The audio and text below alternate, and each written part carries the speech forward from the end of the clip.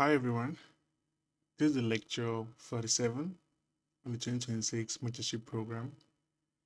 And in this lecture, I will be discussing on what price did on the previous week and what is the most likelihood of price trading higher or trading lower going in this week.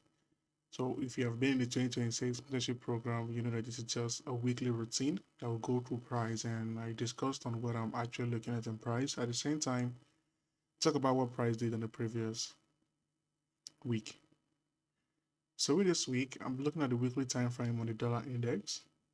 Last week, I talked about price trading and weighing out the sell side liquidity. I told you guys that the fact the price traded through the the weekly or the block is the most likelihood of price trading lower to run the sell side liquidity. And that is my draw on liquidity. But I told you guys that I need to see a daily point of interest act as a resistance before actually anticipating lower prices to run the sell side liquidity.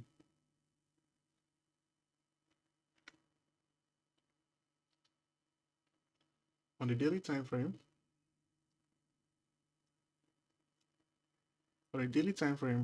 price did not respect any daily resistance before trading lower. I was actually looking at price. This is the first week of NFP. The previous week was actually the week of NFP. And on Friday, NFP data led to lower prices in price because I was mainly looking at the counter trend to the daily fair value gap. The daily fair value gap was actually where I was looking at price trading to, that if there's going to be a retracement in price to use as a resistance in trading lower should be the daily fair value gap. And if you have been in the Telegram group, you know that I didn't talk much about the dollar index because price didn't trade to a resistance. So I wasn't actually looking at price trading lower. So it wasn't most of the currency that I talked about. So we didn't trade Euro USD and the dollar index on the previous week because price did not retrace to a daily resistance area, which should have been a daily fair value gap, and price did not respect the fair value gap in trading lower. So let's move to the next currency. Next is Euro USD. Now the same thing goes to Euro USD. There wasn't any retracement to a daily fair value gap. You know, anticipating higher prices because I told you guys that I'm actually anticipating higher prices for price to trade higher to run the buy side liquidity. Now it's inverse correlated to the dollar index bias because price traded above did an internal shift when you look at it from a weekly range from the swing high to the swing low. Price did an internal shift on the daily time frame, and the likelihood of price trading higher to run the buy side liquidity is actually where I'm actually looking at price trading to. And at the same time, it's correlated to the dollar index. Next is the US 100, which is the NQ. Now on NQ, I talked about the monthly fair value gap.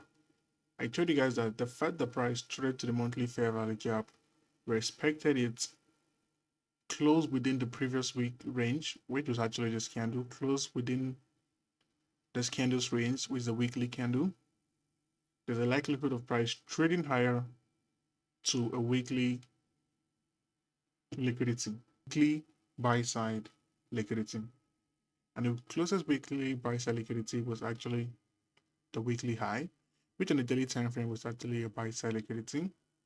And for price to run the overall high, I'm actually looking at the NQ to create an all-time high going in. As long as price is closing above the previous candle's high, I will be anticipating a continuation in that trend to run the buy side liquidity and possibly a new all-time high on NQ. From the weekly time frame, price closed above the previous week high. I'm anticipating the next candle to trade higher, which is a continuation in that trend. On the daily time frame, I talked about price using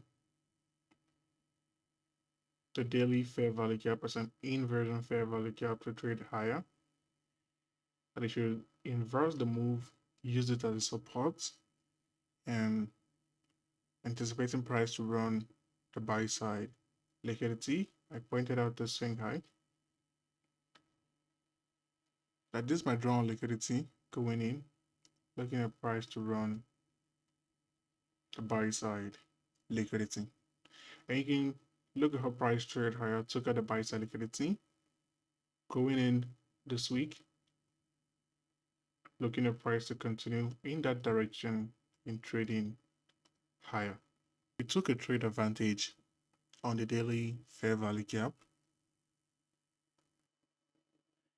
And if you're in a Telegram group, you know that we took a daily trade idea.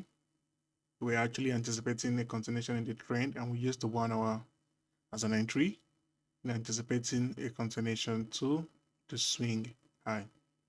So going in this week, looking at price continuing the trend to run the buy side liquidity.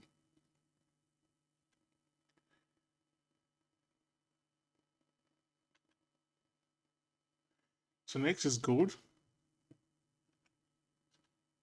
On the weekly time frame on gold, I talked about the counter buyers and price running out the buy side liquidity. If you look at the price action, after price took out the swing low, after price took out the sell side liquidity, there isn't much of a continuation in price trading lower. You can see there's a lot of rejection in price, and I tell you guys that looking at this price action, there's a possibility of a counter trend in price trading higher to a weekly buy side liquidity. And here's the weekly swing high. And I tell you guys that I'm actually anticipating a continuation in that trend on the daily time frame after the shift in structure to run the buy side liquidity. On the daily time frame,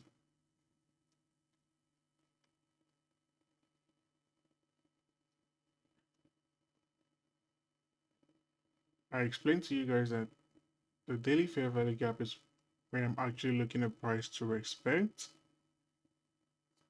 And I talked about this on the Telegram group. My drawn liquidity is the swing high. That was my first target going in the week, is to see price run the buy side liquidity. And you can see how price took at the buy side liquidity, came close in running to the full target. Now, compared with other week, how price performed on the gold, only a day movement was around a 4% movement on gold. So there's a lot of impulsive price on gold in price trading higher, which would have been difficult in you guys taking advantage of the setup in price trading higher. But at the same time, going in this week, we are still anticipating higher prices as long as the daily trend is still in an uptrend. We're looking at price trading higher to run the buy side liquidity. And if there's any possibility in a continuation in price trading higher, then we're looking at daily point of interest to serve as a support in price trading higher. So that is it for this lecture. See you guys in the next lecture.